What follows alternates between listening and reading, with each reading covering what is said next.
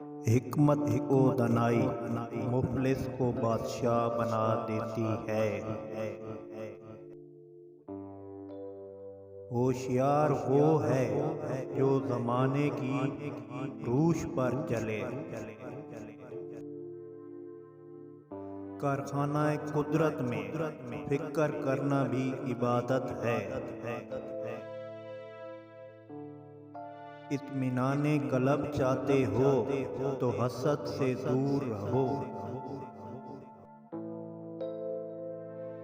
بیکار بولنے سے منہ بند رکھنا بہتر ہے۔ قناعت وہ ہے جو ختم نہیں ہو سکتی۔